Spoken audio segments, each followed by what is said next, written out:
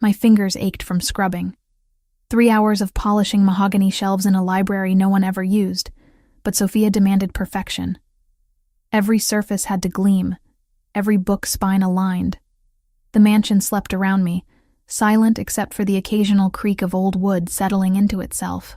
I squeezed the rag over the bucket, watching dirty water swirl. Brown mixed with gray, like my life. 2 years in this house, and I was still invisible. Mr. Fontanelli walked past me every morning without a glance, as if I were furniture. Just another Brazilian maid cleaning up after wealthy men who played dangerous games. The window caught my attention. Movement in the garage below, barely visible through the glass. I set down my supplies and moved closer, pressing my forehead against the cool pane. A figure crouched beside the black Maserati. Low to the ground, deliberate movements. Not a guard. Guards walked upright, confident in their territory. This person moved like they were hiding something. My heart kicked against my ribs. I grabbed the flashlight Sophia kept in the supply closet and headed for the stairs. My sneakers made no sound on the marble steps. 2 years of learning how to be silent. How to disappear when the men had their meetings. The garage smelled like expensive leather and motor oil. I clicked on the flashlight, sweeping the beam across the space. The Maserati sat pristine and empty. No figure, no evidence anyone had been there at all. I circled the car anyway, searching. Nothing seemed disturbed. The concrete floor showed no fresh marks, no tools left behind. Maybe I'd imagined it. Too many double shifts. Too many nights sending money home to Mama while she fought cancer half a world away. But something felt wrong. The kind of wrong that lived in your bones. The kind veterinarians learned to trust when an animal couldn't tell you where it hurt. I climbed back upstairs, pulse still elevated. Checked the time. 3:47 in the morning. Another hour before the day shift arrived. Before the mansion woke and demanded its breakfast. Sleep would be impossible now. Morning arrived with Sophia's sharp voice cutting through the kitchen. The silver needs repolishing. Did anyone check the wine cellar inventory? Where is breakfast? I moved mechanically, brewing coffee the way Mr. Fontanelli liked it. Dark roast, no sugar, served at precisely 7:30 when he descended from his private wing. 2 years had taught me his patterns. He was a creature of routine, predictable in ways that probably kept him alive in his world. The other staff bustled around me. Maria setting the table, Carlos bringing in fresh flowers, everyone performing their choreographed roles. I was so tired my hands trembled as I arranged the coffee service on the tray. 7:28. I carried it to the breakfast room, set it on the sideboard. Checked the temperature one last time. Footsteps on the stairs. Heavy, measured. Mr. Fontanelli appeared, immaculate in a charcoal suit that probably cost more than I made in 6 months. Dark hair perfectly styled, that scar above his right eyebrow catching the light. 38 years old, and he commanded space like a king surveying his kingdom. His eyes passed over me without recognition. I might as well have been wallpaper. He poured his own coffee, checking his phone with his free hand. Then his phone rang. He answered in Italian, his voice low and controlled. I understood enough to catch fragments. My grandmother had taught me some phrases, back when I still believed I'd use my veterinary degree for something other than treating neglected guard dogs. Brunarelli, territorio portuario, acabar com isso hoje. Port territory. End this today. His tone shifted, became urgent. Non posso aspettare. Devo arrivare veloce. Can't wait. Must arrive fast. He was already moving toward the door, keys in hand, talking about needing to accelerate before Brunarelli changed his mind, about how delays weren't acceptable. And suddenly, I was back in the garage at 3 a.m, seeing that figure crouched beside his car. The connection hit me like ice water. The shadow, the urgency, the need to arrive fast, to drive quickly, to use the brakes on Miami's crowded streets. Don't start your car! The words ripped from my throat before I could stop them. I was running, dropping the coffee tray, my sneakers slapping against marble as I sprinted after him. Every head turned. Sophia's mouth fell open. The guards materialized from nowhere, hands reaching for weapons concealed under their jackets. Mr. Fontanelli froze in the doorway, His gray-blue eyes finally looking at me. Not through me. At me. What did you say? His voice was deadly quiet. The kind of quiet that came before violence. Don't start your car. My breath came in gasps.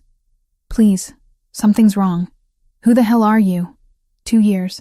2 years of brewing his coffee, cleaning his house, and he didn't even know my name. Camilla Fontino. I work here. I clean. Words tumbled out too fast. Last night, 3 a.m, I saw someone by your car, in the garage, crouching down like they were underneath it. I went to check, but they were gone. And you're telling me this now? His hand moved to his jacket. I didn't want to know what he kept there. I wasn't sure. I didn't see anything when I looked. But you just said you need to arrive fast. You need to accelerate, and I thought... You thought what? Sabotage. Your brakes. Or maybe the engine. Something that triggers when you drive, when you need to move quickly through traffic. The silence that followed felt like falling. Everyone stared. Sophia looked like she might faint. The guards had their weapons drawn now, pointed at me because I'd dared to shout at their boss. Mr. Fontanelli studied my face. I could see him processing, calculating, deciding if I was crazy or credible or a threat. Enzo. He didn't take his eyes off me. Get the sweep team. Full analysis of the Maserati. Now. Boss, she's just a maid. She probably... Now, Enzo. The command in his voice made everyone move. Enzo barked orders into his radio. Within minutes, 3 men in tactical gear appeared with equipment I couldn't identify. They swarmed the garage like ants on sugar. Mr. Fontanelli gestured to a chair. Sit. It wasn't a request. My legs folded underneath me, adrenaline giving way to shaking. What had I done? If I was wrong? If I'd imagined the whole thing? I'd just humiliated him in front of his staff, wasted his time, made him late for whatever deadly meeting he had planned. Mama needed my job, needed the money I sent every month for her treatments. I couldn't afford to be fired, couldn't afford to be wrong. What's your full name? He asked. Camilla Fontino. How long have you worked here? 2 years. And I've never seen you before. Not a question. You see through me every day, Mr. Fontanelli. I'm invisible. That's how you like your staff. Something flickered in his expression. Not quite shame, but close. Before he could respond, Enzo burst back into the room, his scarred face pale. Boss. She's right. There's a device under the chassis. Sophisticated work. Pressure activated. The second you hit the brakes, he didn't finish. Didn't need to. Mr. Fontanelli's jaw tightened. His eyes found mine again. But this time they held something different. Not dismissal. Recognition. You just saved my life, Camilla Fontino. And I realized with terrible certainty that my invisible life had just ended. For better or worse, Matteo Fontanelli finally saw me. His office smelled like leather and old books. Expensive things. Carefully maintained. I sat in a chair that probably cost more than my entire apartment's furniture combined, hands folded in my lap to stop them from shaking. The mansion had transformed into a fortress. Guards everywhere. Weapons no longer concealed. Men in tactical gear swarmed through hallways I'd cleaned 1,000 times, speaking into radios with clipped urgency.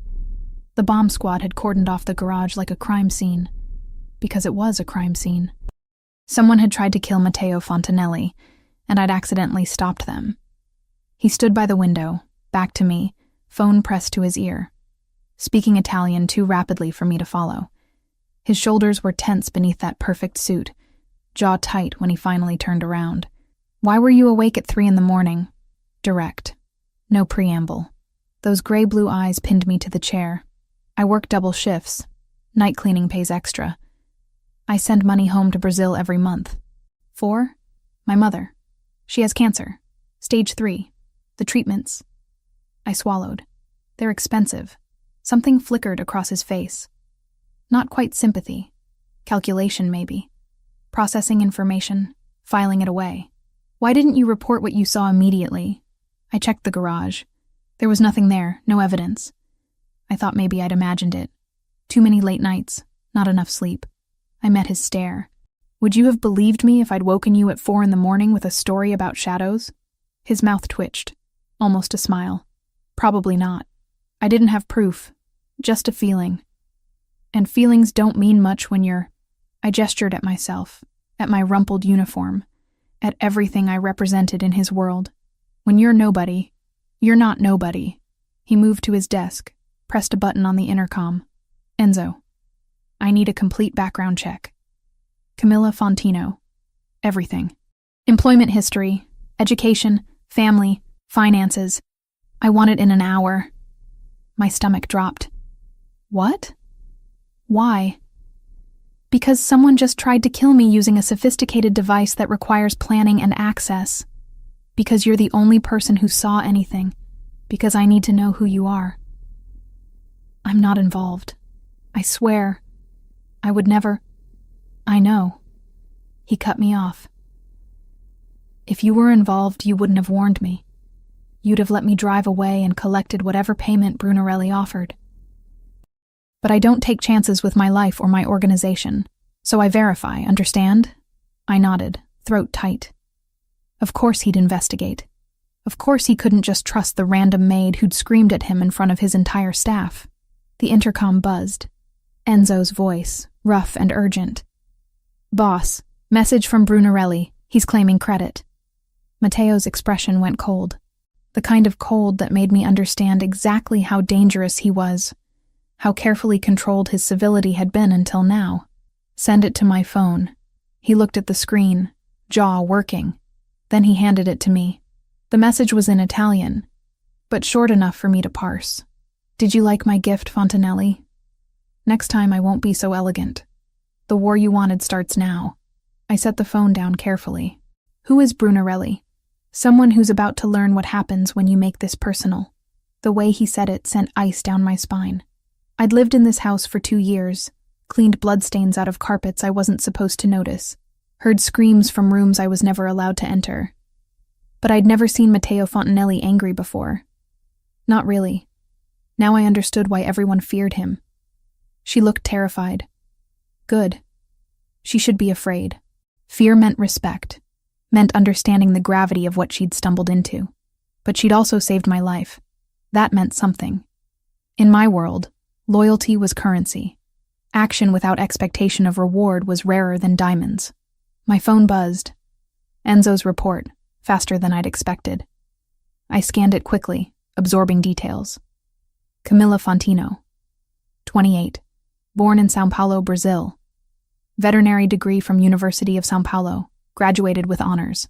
Immigrated to the United States 3 years ago on a work visa. No criminal record. Mother, Ana Fontino, stage 3 breast cancer, currently receiving treatment in Brazil. Medical debts exceeding $200,000. I kept reading.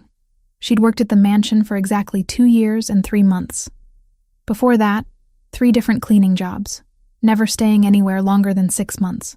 Sent 80% of every paycheck home to Brazil. No savings, no assets, no life beyond work and survival. Sundays, volunteer work at a community center in Little Havana.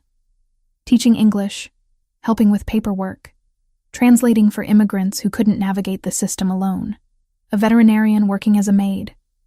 A daughter sacrificing everything for her mother. A woman who gave her free time to help strangers. And I'd walked past her every morning for 2 years without seeing her. Your mother, I said, setting down the phone. How long has she been sick? Camilla's eyes widened. You already have my life story? I told you. I verify everything. Answer the question. 3 years. That's why I came here. Better jobs, better money. I thought I could pay for her treatment, maybe even bring her here eventually. Her voice cracked. But it's never enough. The bills keep coming. I made a decision. Quick, instinctive. The kind that usually served me well. Your salary is doubled as of today, and I'm adding a comprehensive medical benefits package. It includes coverage for family members abroad. Your mother qualifies. She stared at me like I'd spoken a foreign language. What? You saved my life. That's worth more than money, but money is what you need. So that's what you get. I can't accept charity. It's not charity. It's payment for services rendered. You're more observant than my entire security team. That has value. Tears filled her green eyes. She blinked them back furiously, pride warring with relief on her face. "Thank you." I nodded, uncomfortable with her gratitude. Generosity wasn't natural to me. In my world, everything was transactional, but this felt different. She'd acted out of pure instinct, moral courage that couldn't be bought. That made her dangerous, not to me, to Brunarelli. "You can't go home," I said. "Not until we determine if Brunarelli knows who you are. If he had an accomplice who saw you in the garage, you're a target." Fear replaced gratitude. "For how long?" "However long it takes to secure the situation." "You'll stay here. Guest wing, not the staff quarters. Enzo will assign personal security. My apartment, my things, we'll retrieve them. Make a list of what you need. Documents, medications, whatever. My men will escort you there tomorrow to collect everything essential." She opened her mouth to argue, then closed it. Smart woman. She understood the reality faster than most. "What happens now?" she asked quietly. "Now?" I moved to the window, looked out at the grounds where my men patrolled with automatic weapons. "Now I end this war before it begins." Brunarelli made a mistake. He showed his hand too early, and he failed. That weakness will cost him everything. I didn't tell her the rest. That she'd become a piece on the board whether she wanted to or not. That by saving me, she'd painted a target on her own back. That I would protect her because she was mine now. My responsibility. My asset. My problem to solve. And I always solved my problems. 3 days of living in luxury felt like wearing someone else's skin. The guest wing had marble floors, a bathroom bigger than my entire apartment, and sheets that cost more than my monthly salary. I couldn't sleep in that bed without thinking about Mama in her hospital room in Sao Paulo, tubes running into her arms while I bathed in unearned comfort. Enzo knocked at 7 in the morning. "Boss wants you ready in 20 minutes. We're getting your things from the apartment." I dressed quickly, pulling on jeans and a sweater Sophia had lent me. My own clothes were still at the apartment, along with everything else that made up my small life. Photos of Mama, my veterinary textbooks, the cross grandmother gave me before she died. The convoy was excessive. 3 black SUVs, 8 armed men, Enzo driving the lead vehicle with me in the back seat. Matteo sat beside me, silent and focused, checking his phone with that perpetual frown. "This seems like a lot for picking up some clothes," I said. He didn't look up. "Brunarelli knows I didn't die.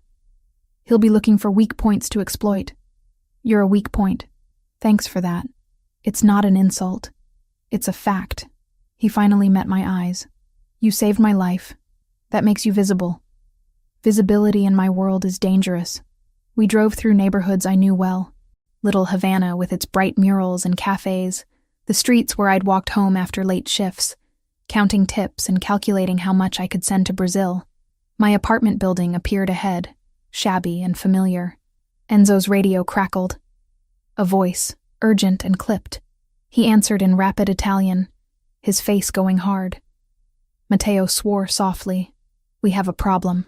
"What kind of problem?" "The kind where someone in my organization has been feeding information to Brunarelli." His jaw clenched. "They know where you live. They know we're coming." Before I could process that, Enzo was shouting orders. The convoy screeched to a halt half a block from my building. Men poured out of vehicles, weapons drawn, moving with practiced precision toward positions I couldn't identify. "Stay in the car," Matteo commanded. "Lock the doors. Don't open them for anyone except Enzo or me." Then he was gone, moving with his men toward my building. I pressed against the window, heart hammering. This couldn't be happening. This was my quiet neighborhood, my boring life, my anonymous existence. Gunfire shattered that delusion. The sound was deafening.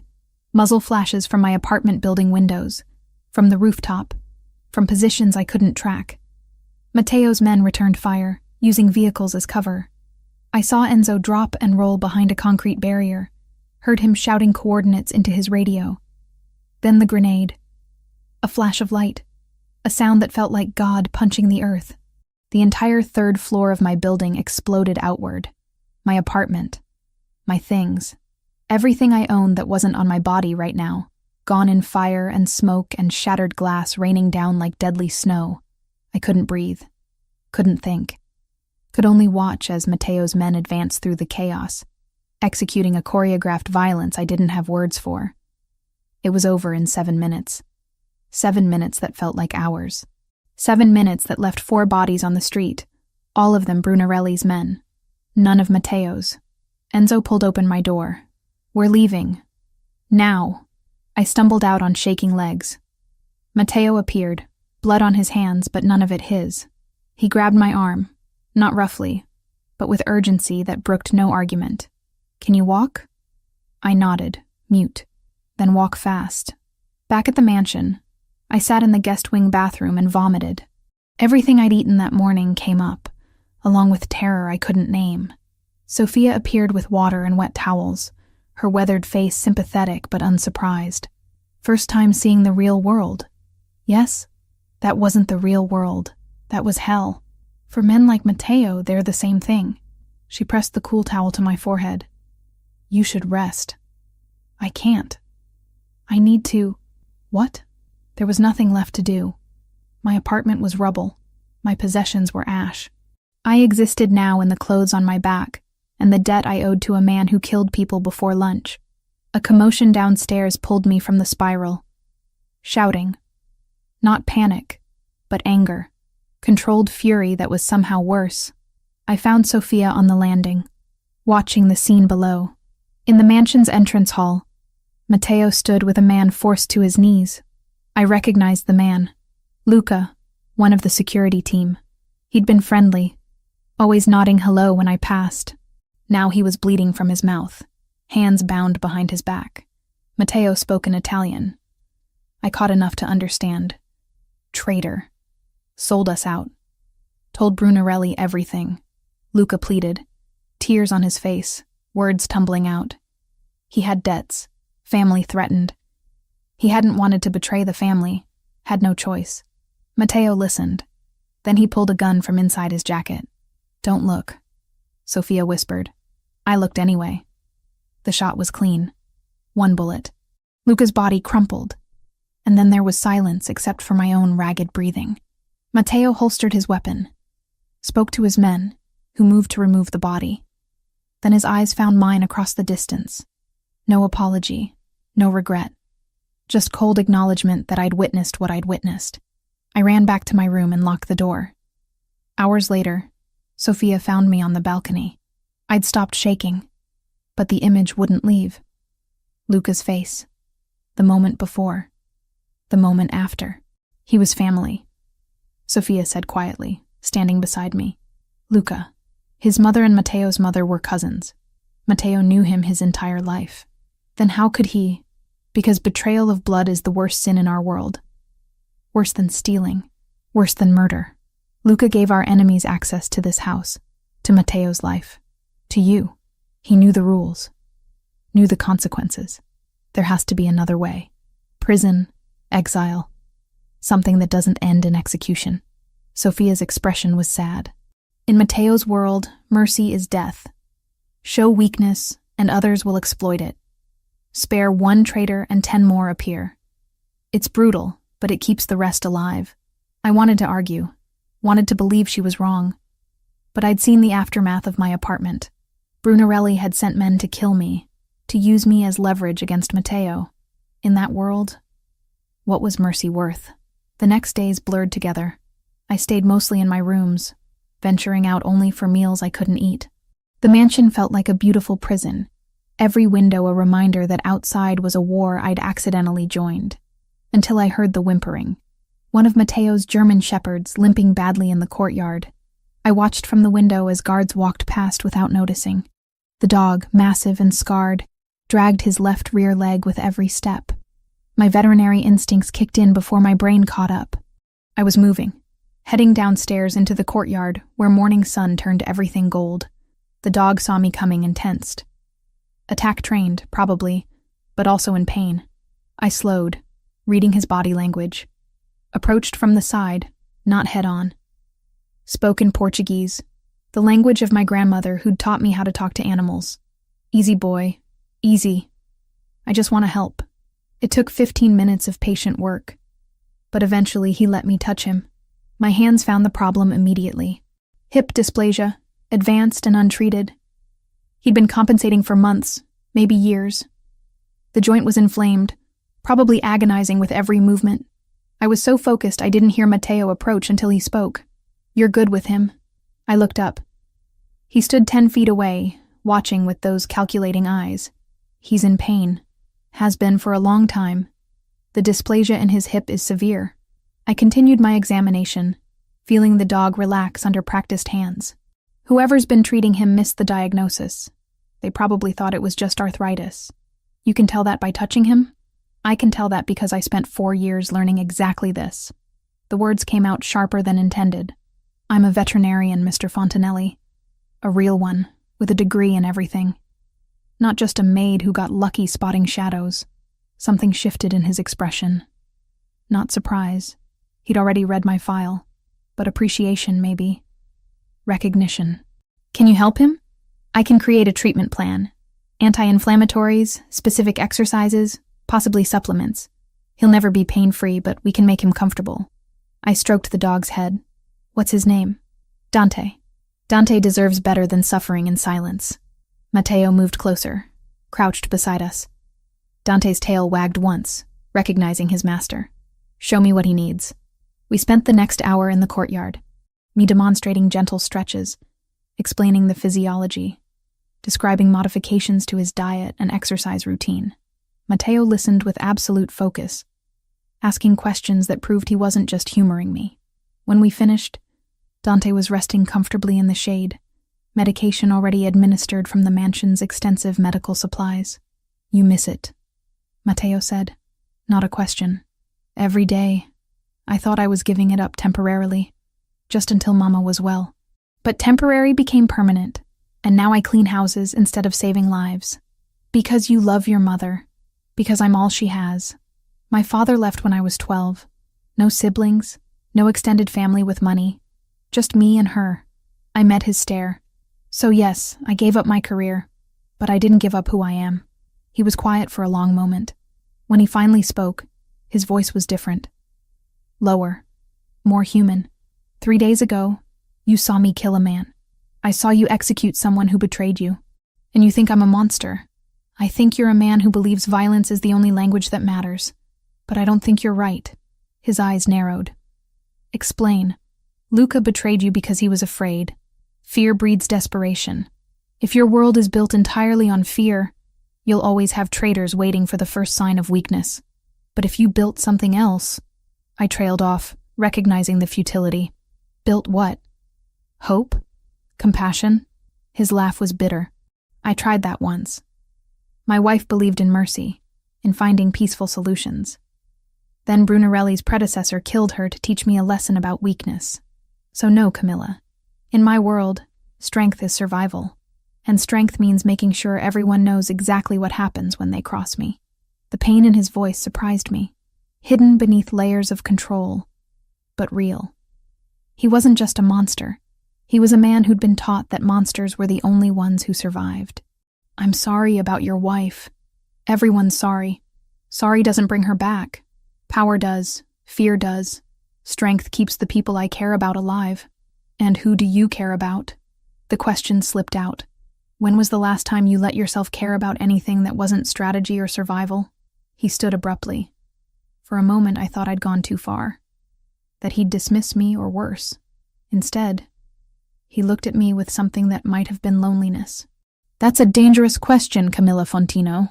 Then he walked away, leaving me with Dante and the terrible understanding that Matteo Fontanelli wasn't just my protector or my employer.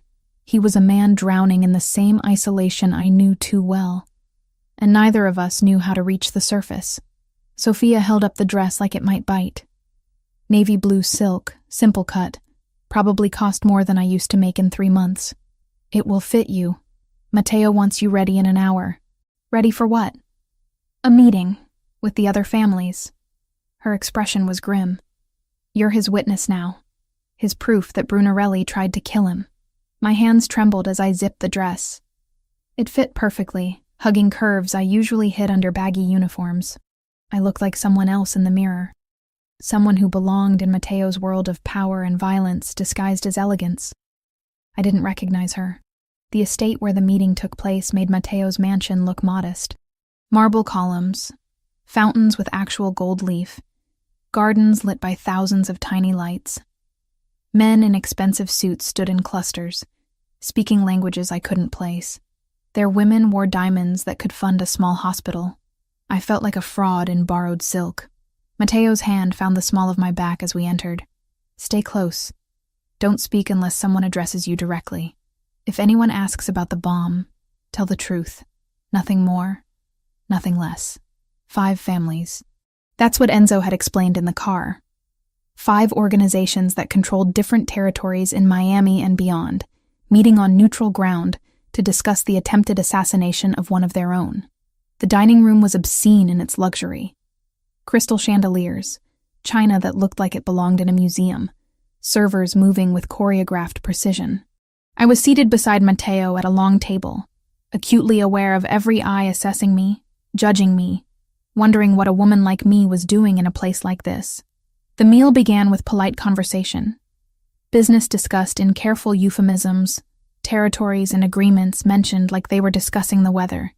I picked at food I couldn't taste, trying to disappear into the chair. Then the doors opened. Salvatore Brunarelli walked in like he owned the room.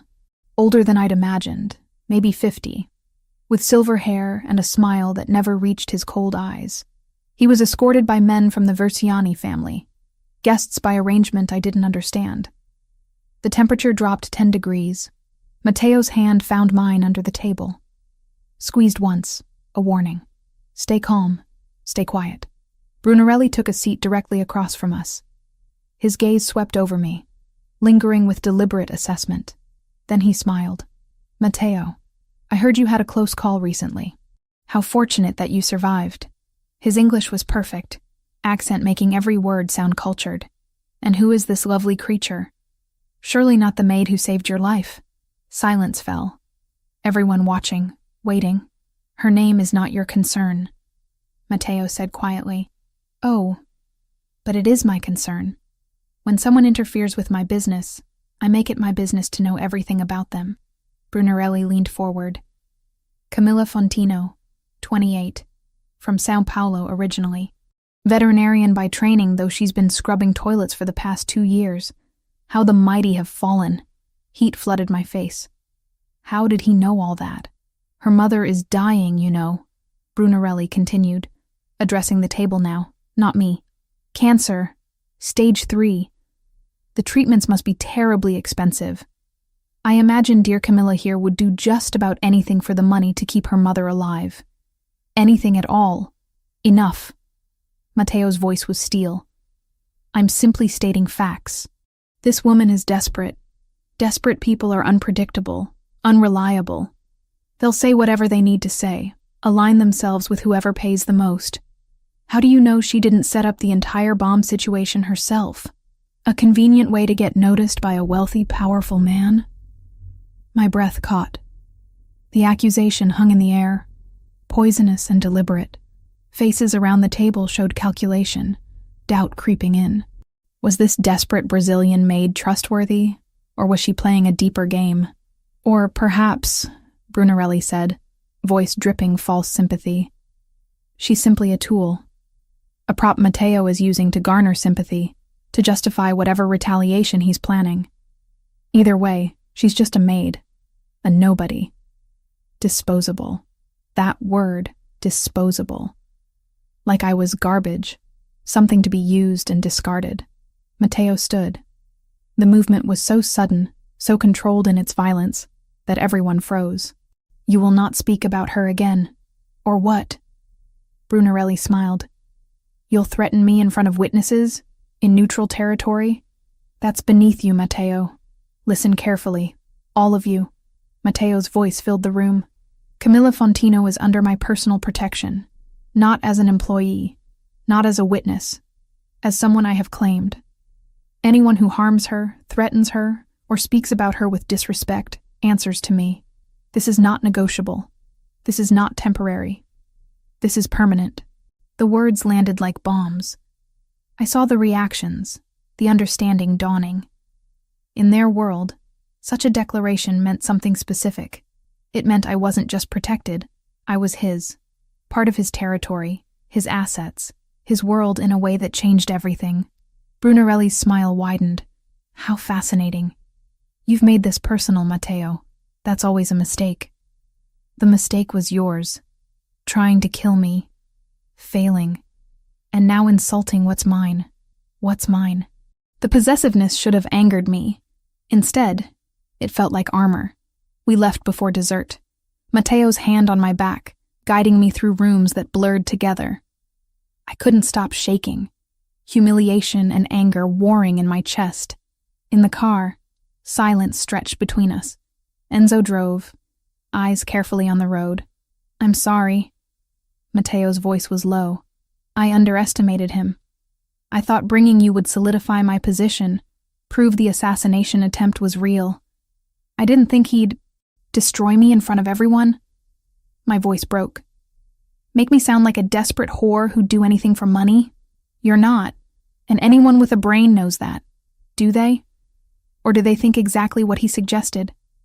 That I'm using you or you're using me, and either way I'm nothing but a tool? He reached for my face, fingers hovering near my cheek.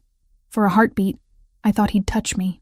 Then he pulled back, jaw tight. You deserve better than this.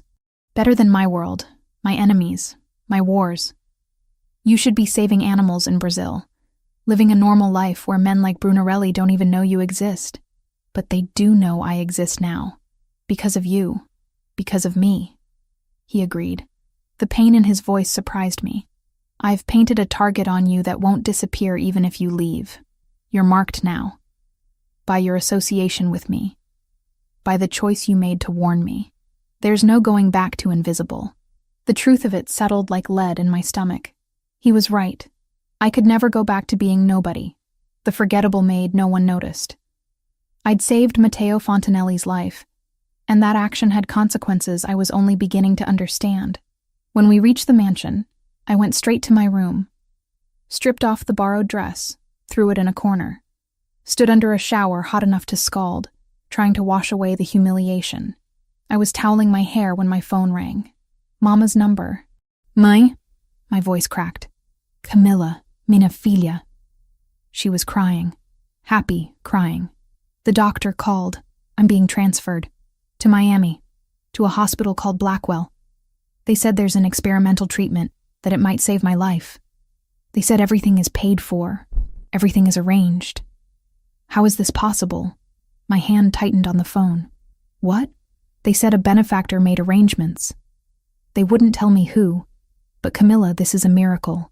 I'm coming to you. I get to see you and maybe I get to live. I ended the call in a daze.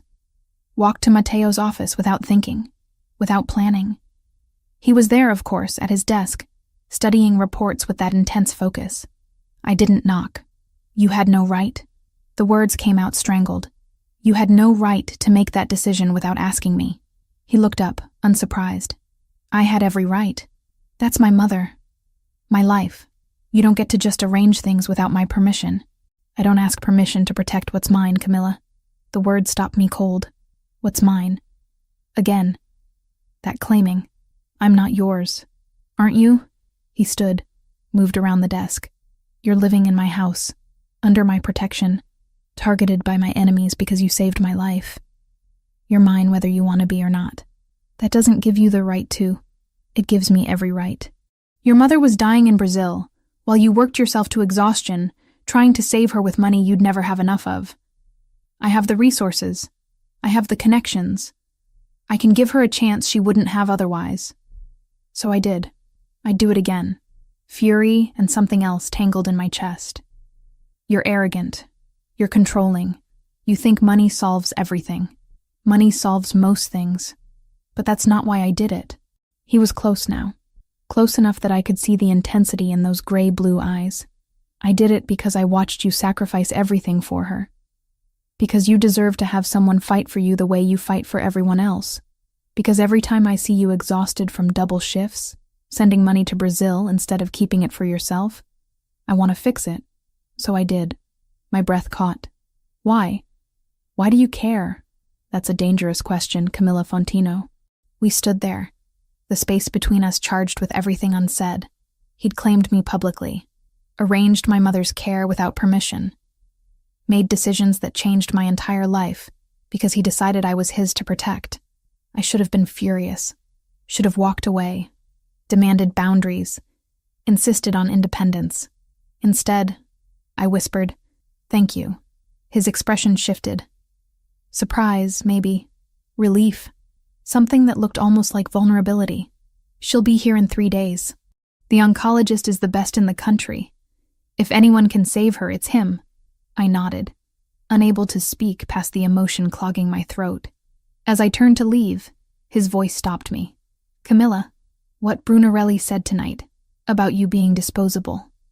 He's wrong. You're the least disposable person I've ever met. And somehow, coming from a man who commanded empires through fear, those words meant everything." The explosion came at dawn. I woke to the sound of shattering glass and automatic gunfire. My brain, still foggy with sleep, couldn't process what was happening. Then Sophia was in my room, dragging me from bed with strength that belied her age. "Move. Now. Don't think. Just run." We were in the hallway when the second explosion hit. The east wing, closer this time. The entire mansion shook, pictures falling from walls, plaster dust raining from the ceiling. Matteo appeared from nowhere, gun in hand, blood already on his shirt. Not his blood, I realized with distant clarity. Someone else's. "Safe room, both of you." His voice was commander-level calm, despite the chaos erupting around us. "Enzo has the route secured." Like hell, the words came from some primal part of me that refused to hide while people died. "I'm not hiding in a panic room while your men bleed out. Camilla, this isn't negotiable. Neither am I." Another burst of gunfire, closer now. Matteo swore, grabbed my arm, half dragged me toward the reinforced corridor that led to the safe room. Sophia ran ahead, surprisingly fast for a woman pushing 60. We were 20 feet from safety when I heard the scream. One of the guards. Young guy named Marco, who always smiled when I passed. He was on the ground in the entrance hall, clutching his abdomen, blood everywhere, pooling beneath him like spilled wine. I broke free from Matteo's grip and ran. "Camilla, no!" But I was already sliding to my knees beside Marco, hands pressing against the wound. Exit wound in his back, through and through. Abdominal cavity compromised. I'd seen this before, in veterinary trauma cases. The principles were the same whether the patient had 2 legs or 4. Pressure. I need something for pressure. My voice sounded distant, clinical. Training kicking in over terror. Enzo appeared with a first aid kit. I ripped it open, finding gauze, medical tape. Not enough, but something. Marco was gasping, eyes wide with shock and pain. "Stay with me," I told him. "Look at me. Don't look at the blood, look at my face." His eyes found mine. Young, maybe 25. Someone's son. I worked fast, packed the wound, applied pressure exactly where it needed to be, elevated his legs to counteract shock, monitored his pulse, his breathing, the color of his lips. Everything I'd learned treating animals, adapted on the fly to save a human life. The gunfire continued. Matteo and his men returned fire from positions around the hall. A choreographed violence I couldn't pay attention to. My entire world narrowed to Marco's vitals, his breathing, keeping him alive until proper medical help arrived. Enzo crouched beside me. "You know what you're doing?" "I'm a veterinarian." "Close enough." I met his scarred face. "He needs a hospital. Now. The bleeding's controlled, but he's lost too much blood. Medics are 3 minutes out. Can you keep him stable? I'll keep him breathing." Those 3 minutes felt like hours. My hands cramped from maintaining pressure. Blood soaked through my clothes, sticky and warm. Marco drifted in and out of consciousness. And every time his eyes closed, I talked louder, demanded he stay present. "You've got a girlfriend, Marco? Tell me about her." He mumbled something. "Anna. Her name was Anna. What's she like?" "Pretty, smart, wants to be a teacher. Then you've got to stay alive so you can marry her. You hearing me? Anna needs you to stay alive." His grip on my hand tightened. Agreement. Promise. The paramedicine burst through. professional and efficient. They took over, working with practiced speed.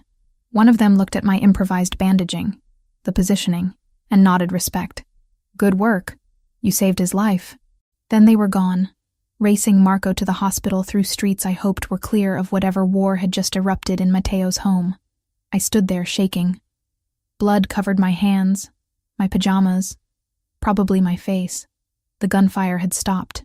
Bodies littered the entrance hall, all of them Brunarelli's men. None of Matteo's, except Marco. And he was going to survive. Matteo appeared in front of me. His eyes swept over me, cataloging the blood, the shock starting to set in. Are you hurt? I shook my head. Couldn't speak. Adrenaline was draining away, leaving hollow terror in its wake. He pulled me against him without asking, arms coming around me like he could shield me from what I'd just witnessed. I should have resisted. Should have maintained distance. Instead, I buried my face in his chest and breathed. He smelled like gunpowder and something darker, but his heartbeat was steady. Real. Alive.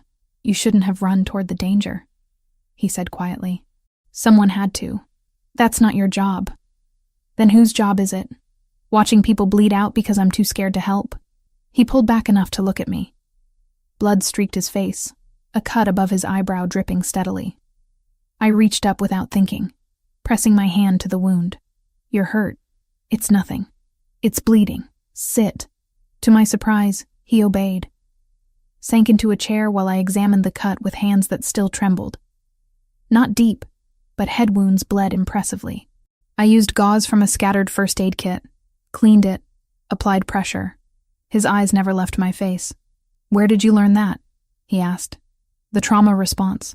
That wasn't just veterinary school. My grandmother. She was a nurse in São Paulo during bad years. Taught me field medicine when I was 12. Said everyone should know how to keep someone alive when proper doctors weren't available. The memory brought unexpected tears. She'd be horrified I was using it in a mansion, not a village. She'd be proud. You were fearless. I was terrified. Courage isn't the absence of fear. It's acting despite it. His hand covered mine where I still pressed the gauze. You could have hidden in the safe room. Should have. But you ran toward the screaming instead. Habit. Veterinarians don't get to wait for permission in emergencies. An animal is dying, you move, you act.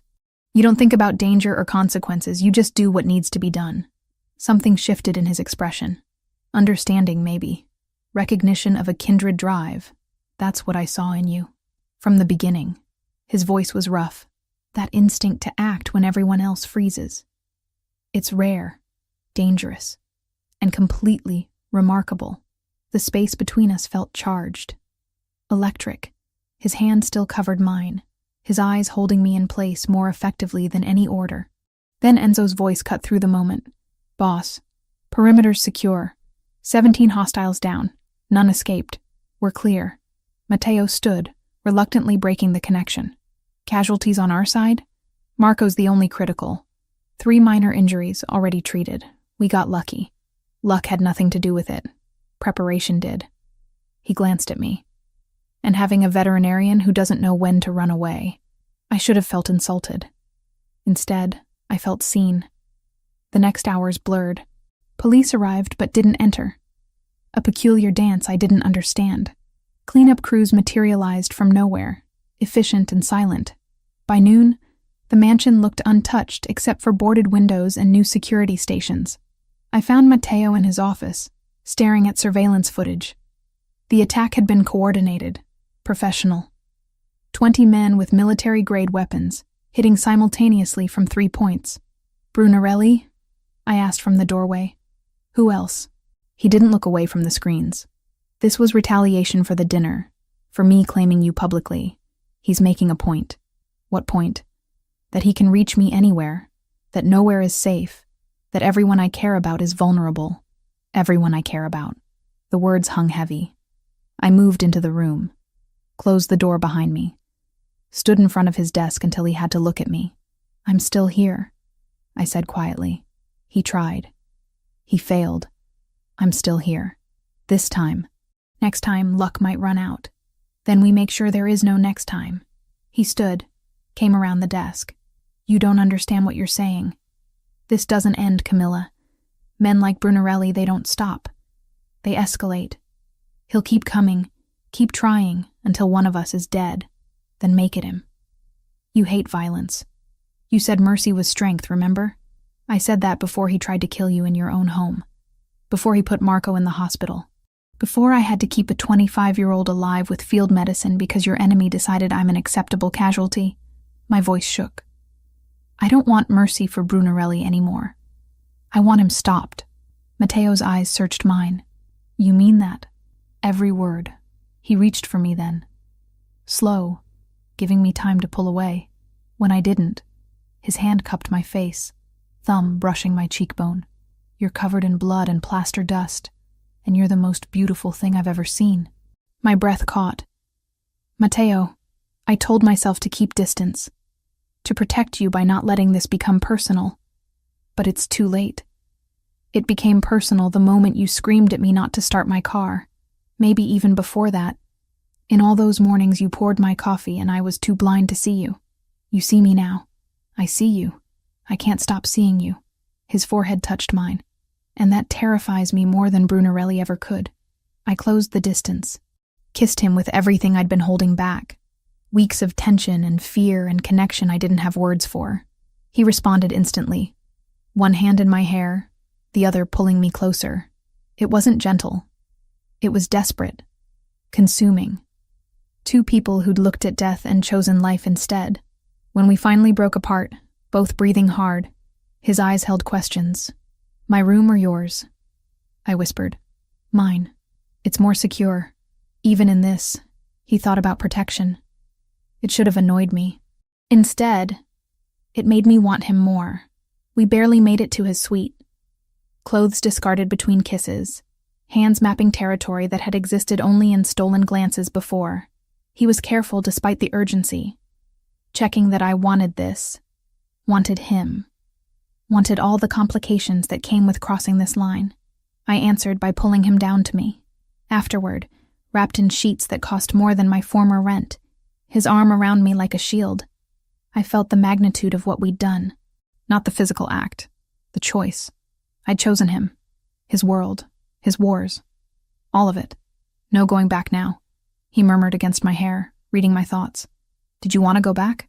No. But I wanted you to have the option. I turned to face him. I saved your life because it was right. I'm staying because I want to. Those are separate choices. Are they? His finger traced patterns on my shoulder. You're here because of that morning in the garage. Everything stems from that moment. Maybe. Or maybe I was always going to end up here, and the bomb was just the catalyst. I pressed my palm against his chest, feeling his heartbeat.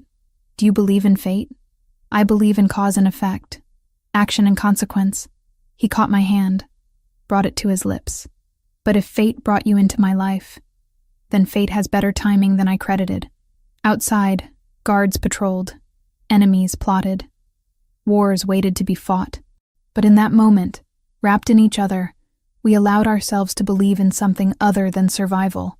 We allowed ourselves to believe in us. The morning after changed everything. I woke in Matteo's bed, sheets tangled around us, sunlight streaming through bulletproof windows.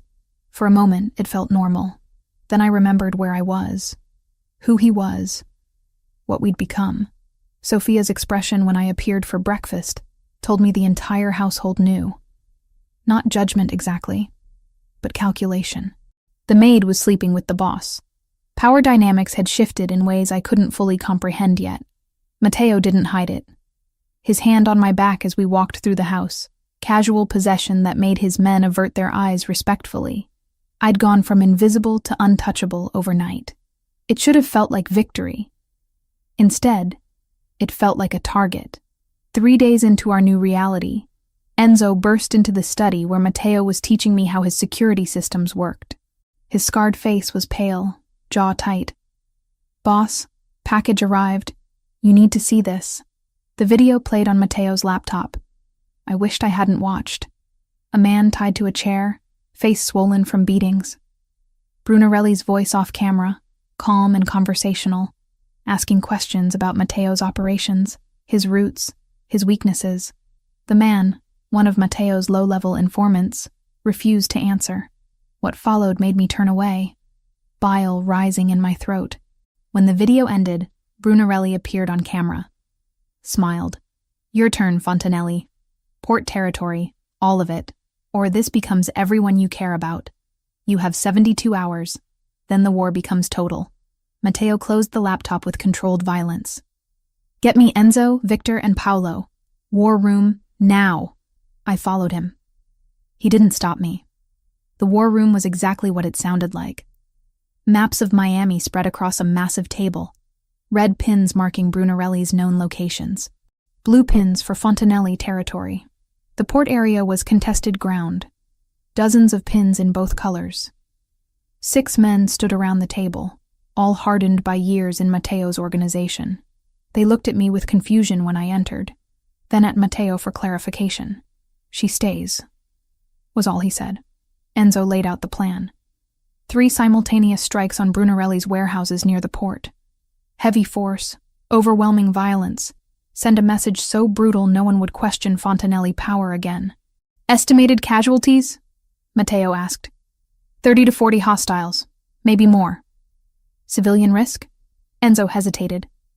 "The south warehouse backs onto worker housing. If we go in heavy like we need to, collateral damage is probable." Collateral damage.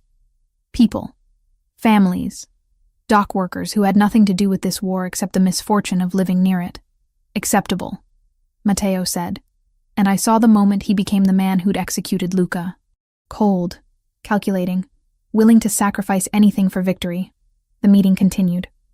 Tactical details, timing, contingencies.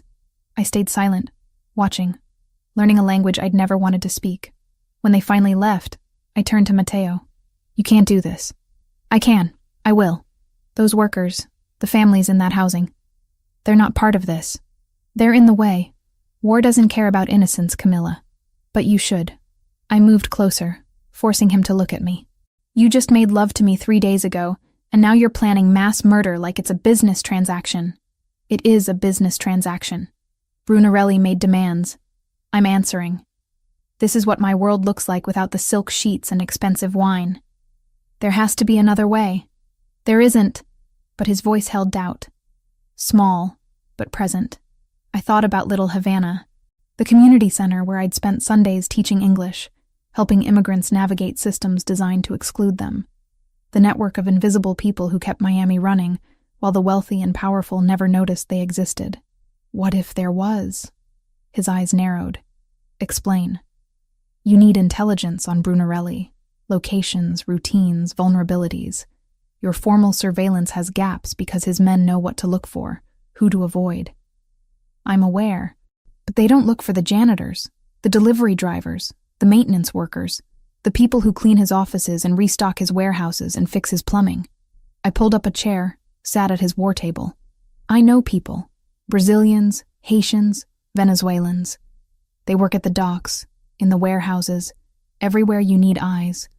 They're invisible to men like Brunarelli." Matteo was quiet, processing. "You want to recruit civilians. I want to offer them good money for information they already have. No fighting, no danger. Just tell us what they see in buildings they already work in. It's risky. If Brunarelli finds out, he won't, because he doesn't see them. Just like you didn't see me for 2 years." The barb landed. His jaw tightened. "These people have been invisible their entire lives. That's their advantage. You're talking about espionage using housekeepers. I'm talking about using every resource available instead of carpet bombing a neighborhood because it's expedient." He stood, paced. I could see the war in his expression, between the brutal efficiency that had kept him alive and something newer, something I'd maybe planted. "If I agree to this, you're not going into the field. You coordinate from here. Matteo, non-negotiable. You recruit, you organize, but you don't leave this compound. Brunarelli already wants you dead. I won't make it easier for him. It wasn't ideal, but it was movement. Fine. And if this doesn't work, if your invisible network can't deliver what I need, we do this my way. Full assault, no mercy. It'll work. How can you be so sure?" "Because I was invisible too. I know exactly how much these people see when no one thinks they're watching. The next 48 hours were a blur. Phone calls to people I'd met at the community center. Maria, who cleaned offices in the Port Authority building. Jose, who did maintenance at Brunarelli's primary warehouse. Carmen, who delivered laundry to properties throughout the Port District. I explained carefully. Observation only. What time did people arrive? How many? What vehicles? Any conversations overheard, security weaknesses noticed. $500 per useful piece of information. More for critical intelligence. They agreed. Not just for the money, though that helped, but because I'd helped them first, spent Sundays translating documents and teaching their children English. Because I was one of them. Even if I lived in a mansion now, the information came fast. Jose reported Brunarelli visited the South Warehouse every Tuesday at 9 a.m., always with the same 4 guards. Maria overheard meetings about a shipment arriving Thursday, detailed the security protocols.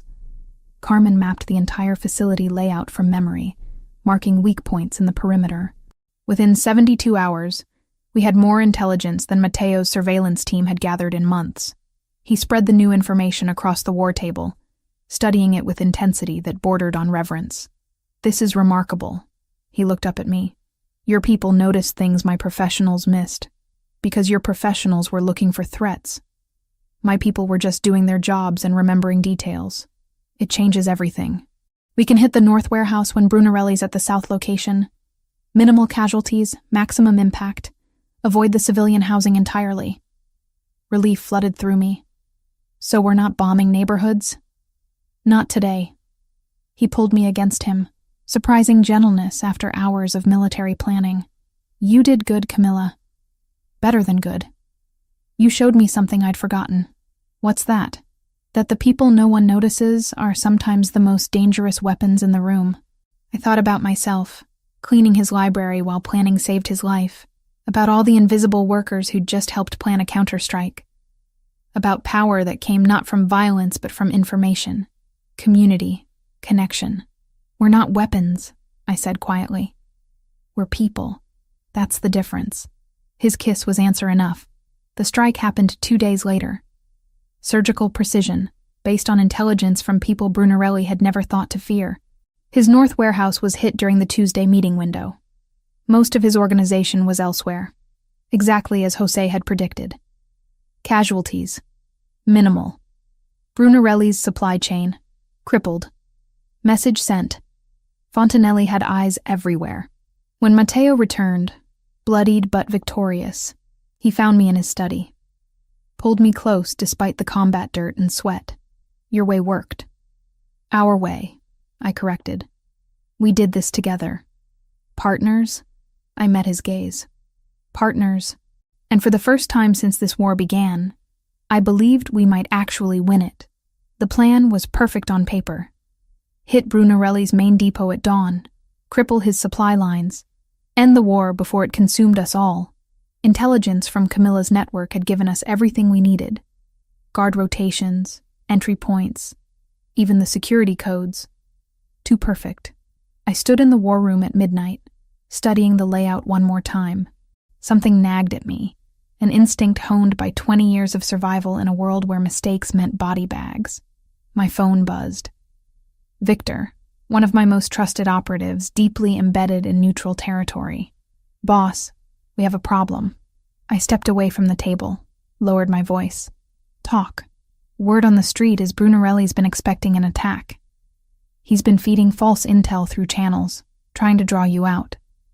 The depot might be bait. Ice ran through my veins. How reliable is this? 80%. My source risked his life getting this to me. I ended the call, mind already racing through implications. If the depot was bait, what was the real target? Then it hit me with terrible clarity. Me out of the mansion meant Camilla vulnerable. Brunarelli didn't want territory anymore. He wanted leverage. He wanted her. Change of plans. I turned to Enzo and my lieutenants. We're staying here. Enzo frowned. Boss, we've been planning this for days. It's a trap. Brunarelli wants me at that depot so he can hit the mansion with reduced defenses. We're not giving him that satisfaction. So we abort? No. We send a small team to maintain appearances. Make it look like I took the bait. But I'm staying here with full defensive force. When Brunarelli comes, we'll be ready. Understanding dawned across their faces. You're setting a counter-trap. He thinks he's been clever. Let's show him what clever actually looks like. I woke Camilla at 2 a.m. She sat up instantly, reading the tension in my face. What's wrong? Brunarelli's coming. Tonight. Here. I handed her a vest, Kevlar reinforced. Put this on. Don't argue. To her credit, she didn't. Just pulled the vest over her nightshirt and stood. What do you need me to do? Stay in the reinforced corridor. Sophia knows the protocols. If shooting starts, you follow her orders exactly. Matteo? Please. I cupped her face, memorizing features I'd grown to need more than air. I can't fight if I'm worried about you. Let me protect you this time. She nodded, but I saw the fear in her green eyes. Not for herself, for me. Come back to me, she whispered. Always. The attack came at 3:47 a.m. 20 vehicles, maybe 60 men, hitting from 3 sides simultaneously. Brunarelli had committed everything to this assault, believing I'd left the mansion vulnerable. He was wrong. We were waiting. Defensive positions fortified, every entry point covered, guards at triple strength. When his men breached the outer walls, they walked into a kill box. Gunfire erupted. Controlled, precise, devastating. My men were trained for exactly this scenario. We'd war-gamed mansion defense 100 times. Brunarelli's force was good, but ours was better and fighting on home ground. Still, numbers mattered. They pushed hard, using overwhelming firepower to advance through the grounds. Explosions rocked the east wing. Glass shattered, alarms screaming. I coordinated from the central position, radio in one ear, gun in my hand. Enzo commanded the north perimeter, Victor the south.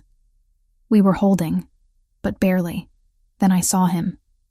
Brunarelli himself, advancing through the garden with his personal guard. The old bastard had come to finish this personally. He's mine, I told Enzo. Hold the perimeter. I moved through corridors I'd walked 1,000 times, every corner familiar. My home, my territory, my advantage. Brunarelli was making for the residential wing, looking for Camilla, just as I'd predicted. But he'd have to go through me first. We met in the entrance hall where this had all started, where Camilla had screamed at me not to start my car. Fitting, somehow. Matteo. He smiled, weapon raised. I knew you'd stay. You've gone soft. Protecting that little maid like she actually matters. She matters more than you'll ever understand. Then this will hurt more when I take her. He fired. I dove behind the marble column, returned fire. Combat wasn't elegant at close range.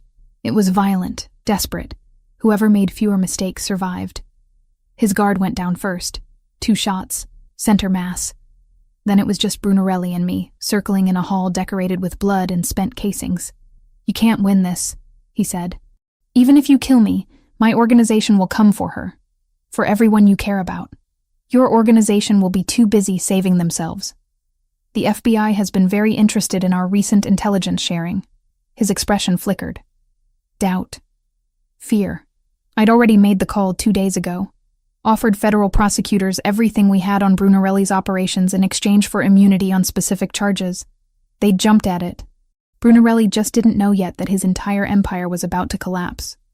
We traded fire. My shoulder burned where a bullet grazed it. His leg buckled where I'd hit him. Old men playing violent games, too stubborn to admit we should have died years ago.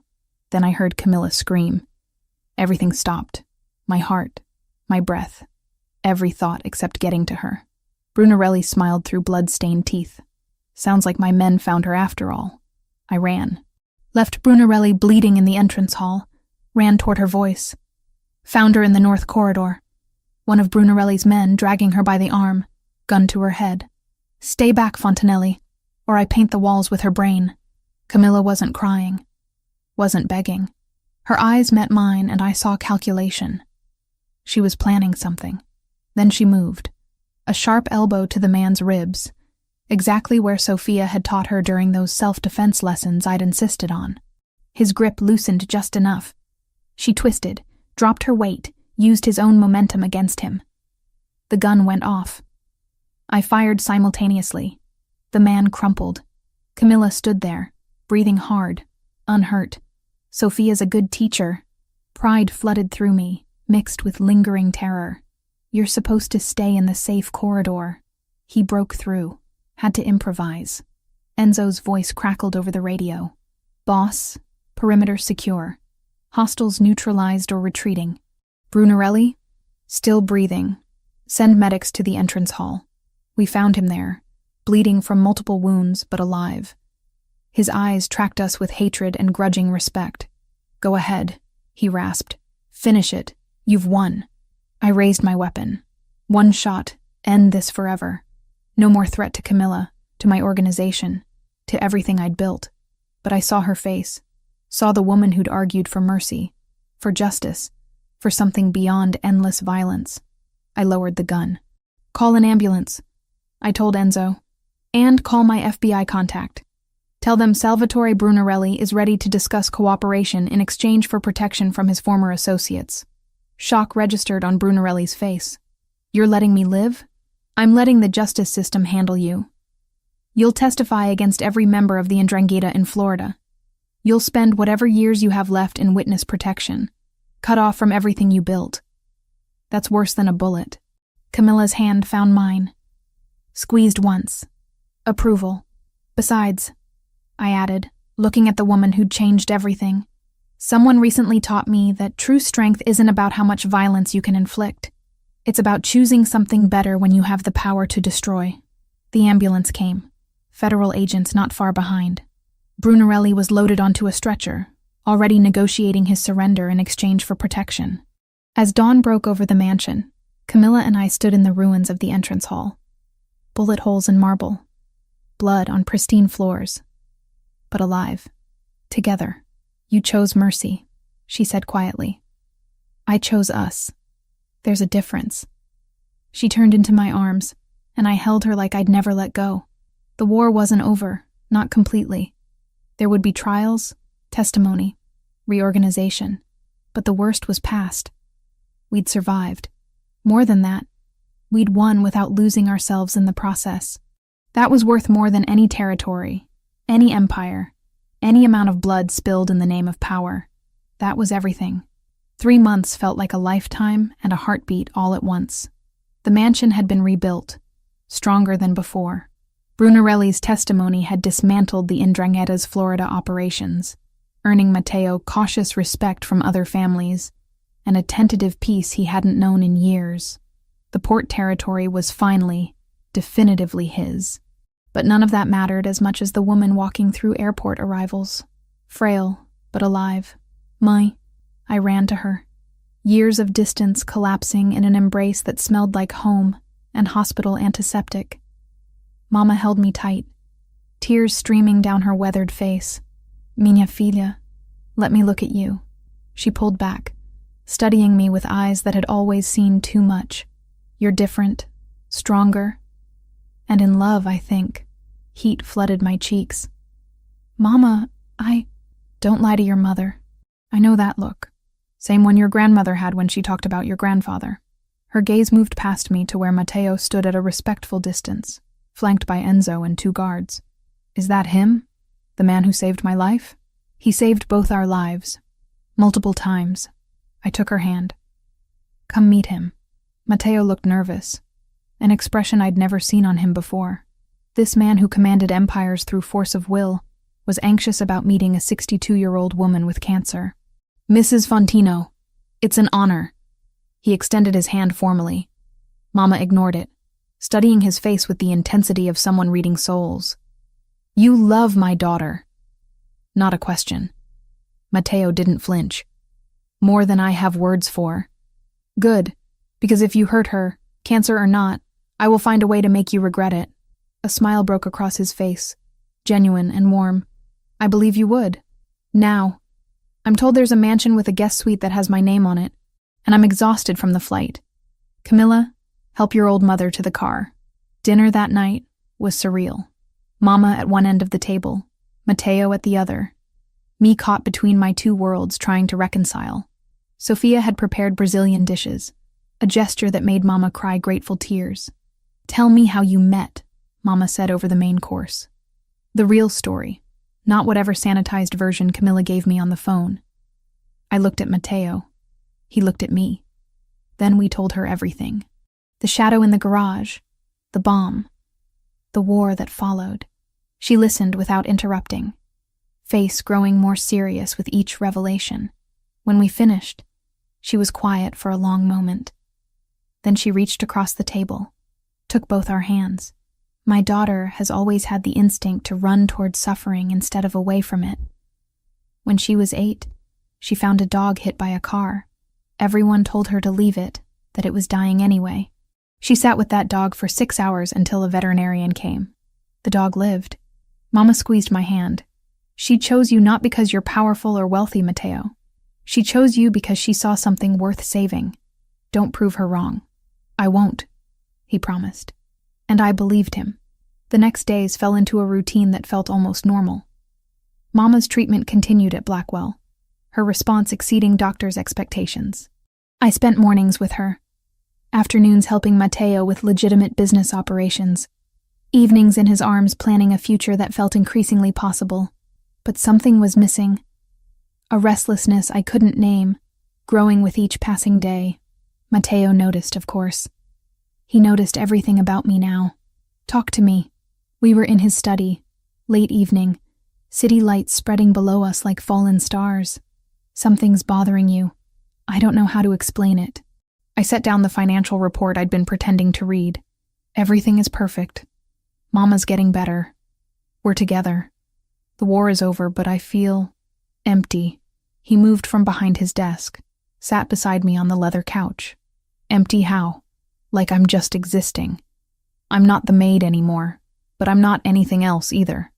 I'm just Matteo Fontanelli's girlfriend who lives in his mansion and waits for him to come home from running his empire. The words tumbled out. I love you, but I need to be more than someone you love. I need purpose. Something that's mine. Understanding dawned in his eyes. What do you want? I don't know. That's the problem. Then let me ask differently. He took my hands, turned me to face him fully. If you could build anything, do anything, what would it be? Forget my world, my limitations. Just you, Camilla. What does your dream look like? The answer came immediately, like it had been waiting for permission to exist. A veterinary clinic. In Little Havana or Liberty City. Somewhere people can't afford the expensive clinics, where animals suffer because their owners have to choose between medicine and rent. The vision crystallized as I spoke. Free or sliding scale. Staffed by people from the community. A real practice where I could use my degree, help animals, employ people who need work, build something that actually matters. Then we'll build it. I blinked. Just like that? Just like that. You want a clinic, we'll open a clinic. You want 10 clinics, we'll open 10. He cupped my face. You think I didn't notice how you light up when you're treating Dante? How you come alive with purpose? I've been waiting for you to figure out what you needed. Now you have. Mateo, veterinary clinics don't exactly fit the profile of your business interests. No, they're better. Legitimate, useful, exactly the kind of operation I need to balance the darker parts of my portfolio. His thumb brushed my cheekbone. And they're yours. Completely yours. I provide the capital and protection. You build the dream. Deal? Tears blurred my vision. Deal. 2 months later, I stood in front of a renovated building in Little Havana, ribbon in hand, surrounded by people from the community I'd spent years serving. The sign above the door read, Fontino Veterinary Clinic, serving all animals, all families. Mateo stood beside me, uncomfortably formal in a suit despite the Miami heat. Enzo and his security team formed a discreet perimeter. Mama sat in the front row, healthy enough to attend, beaming with pride. This clinic represents more than veterinary care, I said to the small crowd. It represents what's possible when we take care of each other. When we remember that the most vulnerable among us, whether they have 2 legs or 4, deserve dignity and compassion. Thank you all for being here. Now, let's get to work. The applause was genuine, warm.